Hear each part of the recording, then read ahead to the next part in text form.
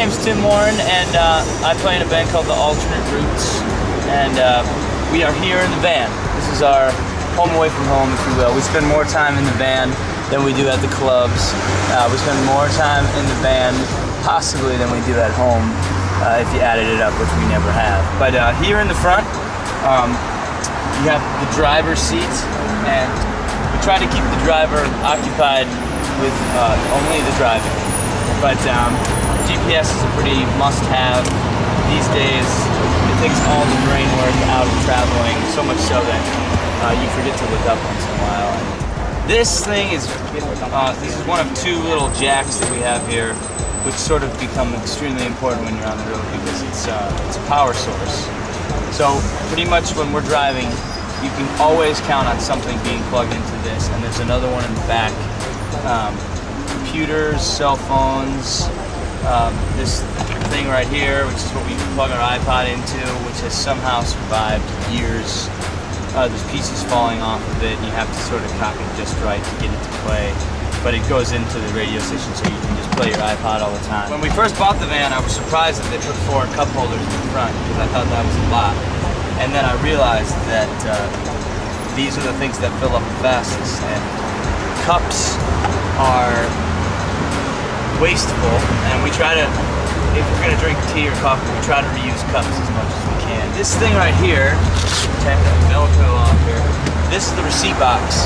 When you are in a traveling van and you run it like a business, which most people do, you know, there's accounts and things and cards that you use to buy stuff. Whenever we pay cash for anything, we put a receipt for it in here, and we send it off to our bookkeeper.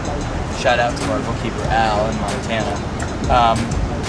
And she keeps track of the stuff we pay cash for, so that when it comes time to do the taxes, it's all accounted for, and we get credit for it. This is a sort of a mess right in here, and it always is. It should be legroom, but we have an atlas for obvious reasons, even though with the GPS it kind of takes the thinking out. We do a lot of songwriting on the road, so the van is kind of littered with these, and whenever I start a song on a pad, I try to just leave one song per pad, and I take the extra paper out and use that for scrap, for set lists and things like that. And sometimes you take a whole pad to write a song, so and then you have sort of a collection of where the song started on the front page and where it ends up. The neater the handwriting, you can pretty much count on, the closer the song is to being done. Throat coat for singing, checkbook, which comes in with us, hotel. This is a CD player. The only reason I bring a CD player is because I have a warm-up CD that I do, you know, because we're singing every day. Most of the time on this tour we've had 5 shows in 5 days and a day off. So I keep this, I go in the back and I sing so that it doesn't monopolize the whole front of the CD player for everybody that's up here. The driver's always awake. There's always one person in this seat making sure that the driver is awake. And so the music and stuff is pretty much always on when we have a long trip. We do a lot of our driving at night after midnight. So people are trying to sleep in the back. We try to all stay as healthy as we can, because when one person gets sick, chances are it's going to spread. It's a small space to share. Hotels, the van, the clubs, we're always in a tight spot.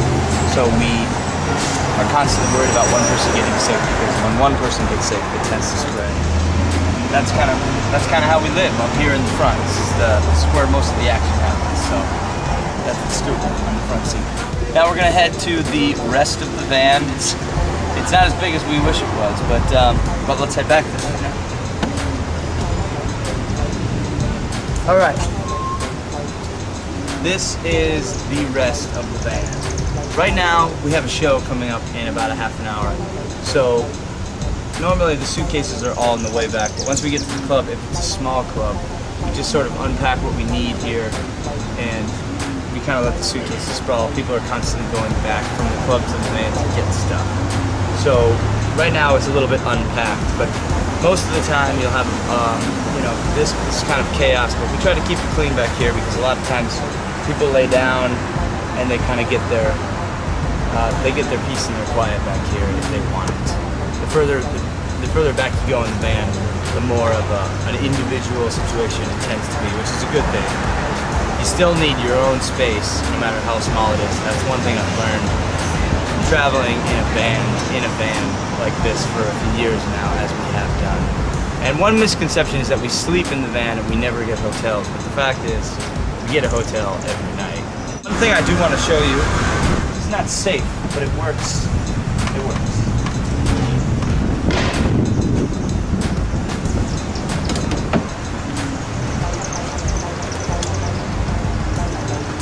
If you want to, you can sleep here, and it's the only place for anybody over 6 feet tall to really stretch all the way out. And if you have one of those 7 or 8 hour drives and you're all night, it becomes an increasingly good option to sleep in the gully, which I've only learned recently. Hold on, come back out. So I want to thank Barry and Harley for telling me about the gully. It's fascinating and also dangerous. And I don't plan on sleeping there that often, but if you're tall and you try to sleep in one of these benches, there's always a crink somewhere. Either you're gonna bend your knees, or you're gonna bend your neck, or you're gonna curl your back up. And the hardest thing to do is to find a place where you can really stretch all the way out. That's the first time in this van that I've really been able to lay all the way out.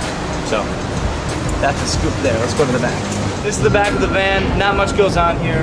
Sometimes we have a fourth bench that we put in, but when we're traveling with 5 or 6 people, what we do is we just put the luggage back here. I think we should put the luggage in the trailer, but everybody likes to have it in the van. I'm not really sure why, but they do. So that's our little alternate routes world. I think it's pretty on par with what you're gonna find in other vans, but you never know. I mean, it's just sort of become the reality that we've accepted, and we really haven't modified it too much in the last couple of years, because you just kind of find your own system. Everybody knows where they like to sit and when they like to drive, and that's how we live. Alternate routes, 2009.